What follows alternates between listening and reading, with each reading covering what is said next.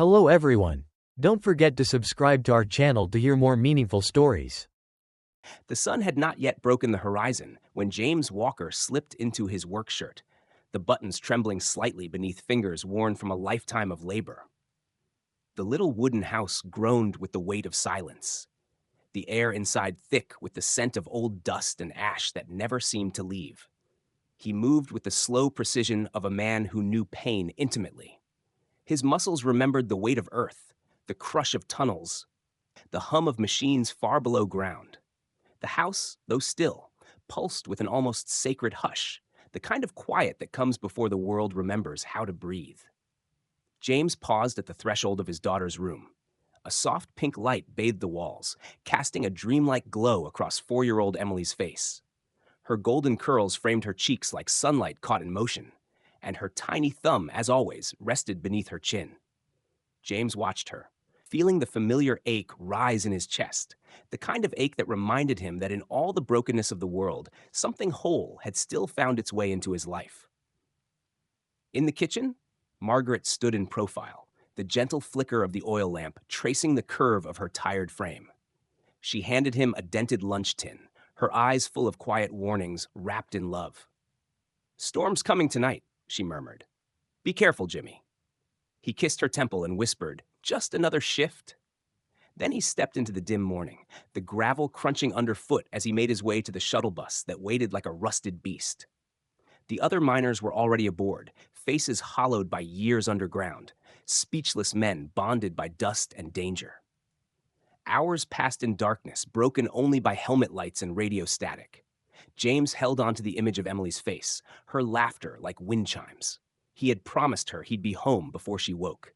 But when he emerged, the sky was a furious orange, thick with smoke, and a man was shouting, "Fire! East side, spreading fast." James ran. East side. That was where they lived. Emily woke before the flames did. The air still smelled like sleep and jasmine as she sat on the front porch, legs crossed, a wooden doll clutched in her arms.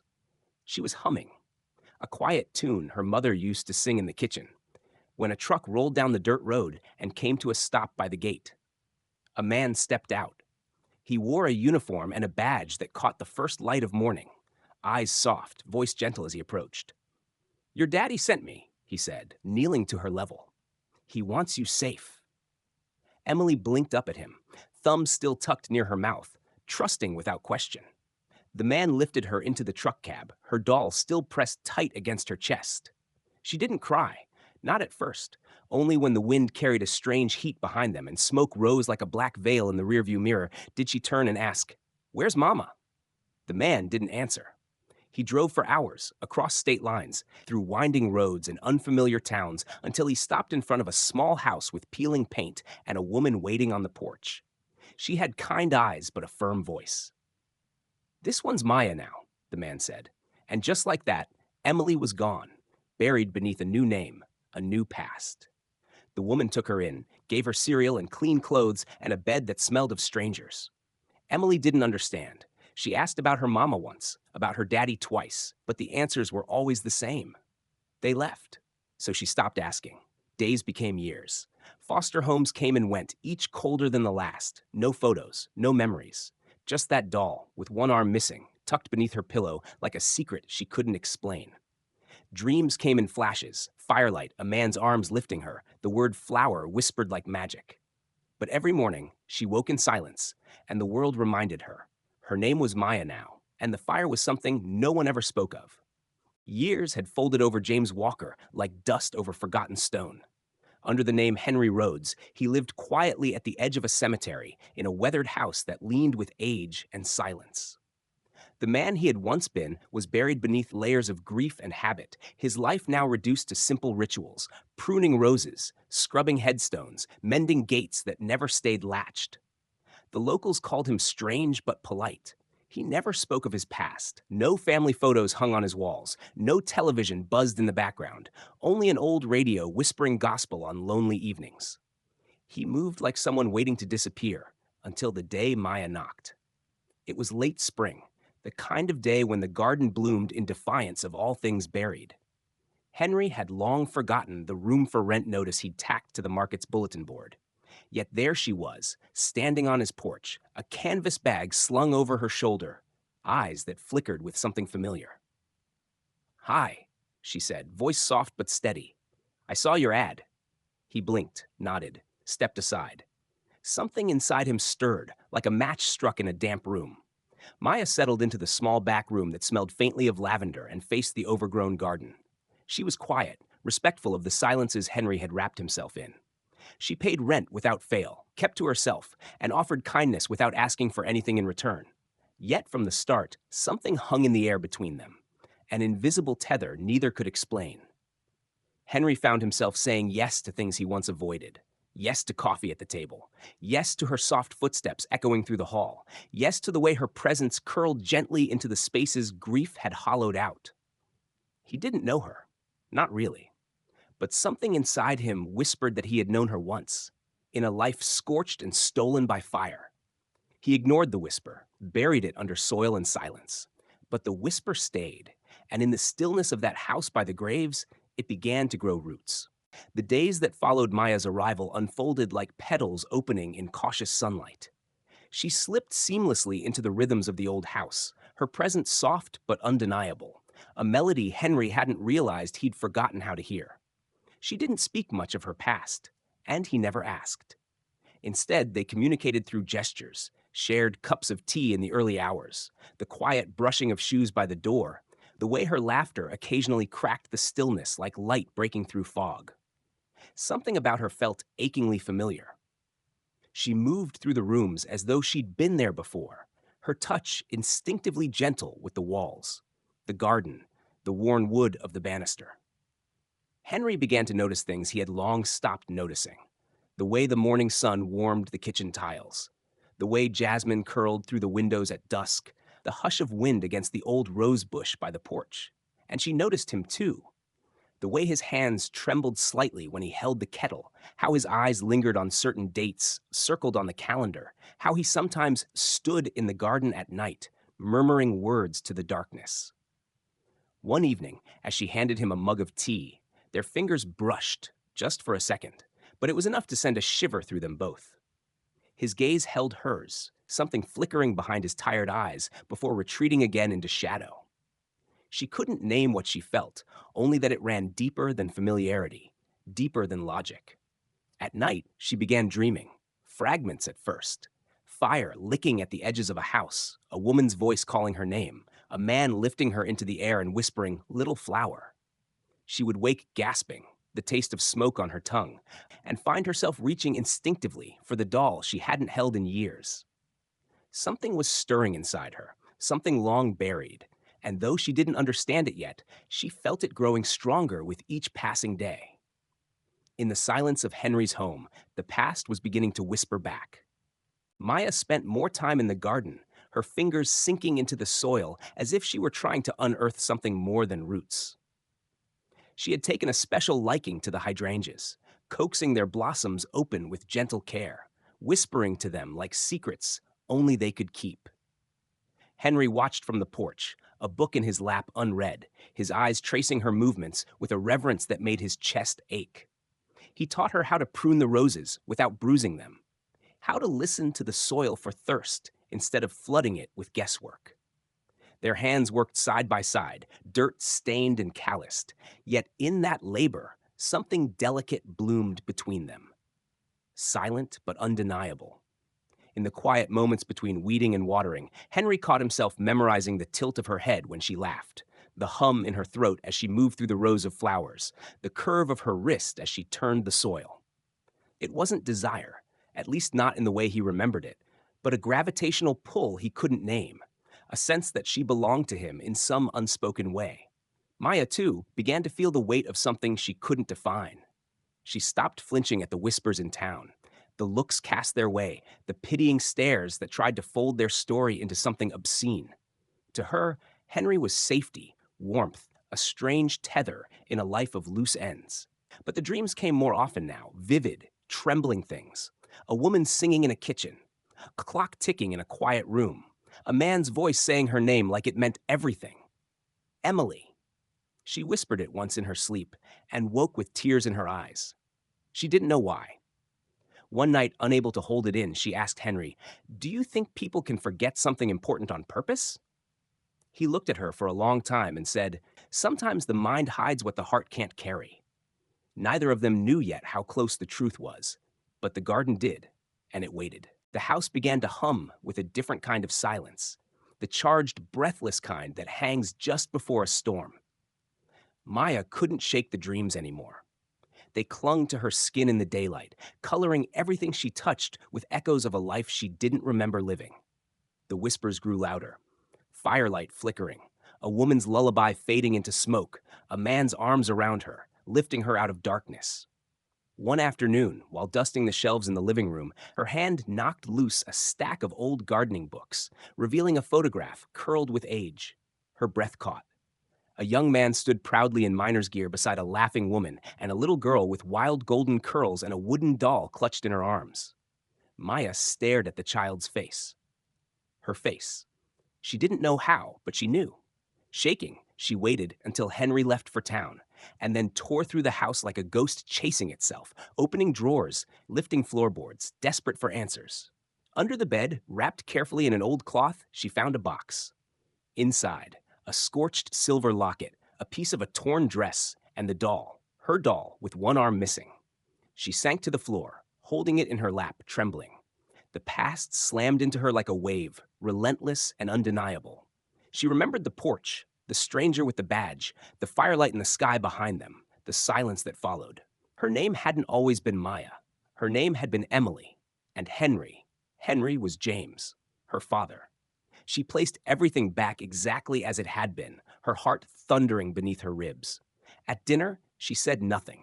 Instead, she studied the lines in his face, the way his hands shook when he reached for his tea, the sorrow in his eyes when he thought she wasn't looking. The truth pressed against her throat like glass.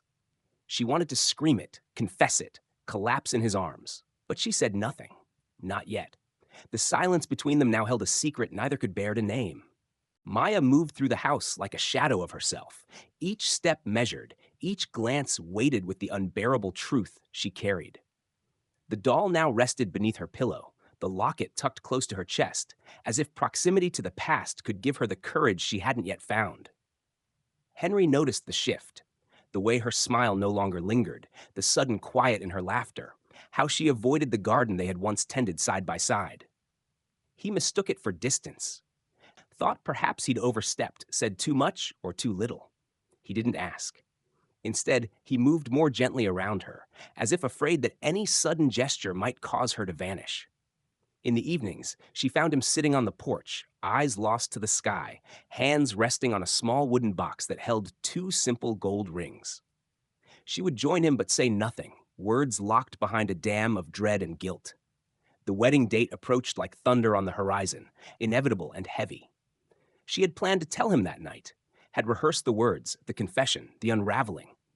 But when she stepped onto the porch, he turned to her with such soft joy that it shattered her resolve. "You should get some rest," she whispered instead, her voice trembling. "Tomorrow's a big day." He smiled, that rare, aching smile that made him look years younger. And she turned away before he could see her cry. The next morning, her hands shaking, she packed a small bag and placed it by the door, not as an escape, but as a lifeline. She wasn't sure where she would go, only that she couldn't stay much longer. At breakfast, she looked across the table and forced the words from her mouth. "I think we need to talk," she said, barely above a whisper. Henry folded the paper slowly. "I'm not feeling well," she continued. I think I need to postpone the wedding." He didn't question it. He simply nodded, quietly. "If that's what you need," he said. And just like that, the silence between them deepened, stretching wide enough to hold all the things they still couldn't say. The morning of the wedding arrived wrapped in an eerie stillness, as if the world itself had paused to hold its breath. The air was thick with humidity, pressing against the windows like a warning. Maya stood in front of the mirror, the faded lace of her mother's wedding dress clinging to her like cobwebs of a forgotten past. The locket rested just above her heart, its weight unbearable, its truth screaming beneath her skin. She didn't see a bride in her reflection, only a ghost dressed in borrowed memory, a child grown old with questions. Downstairs, Henry waited by the door, dressed in a suit that smelled faintly of mothballs and thyme.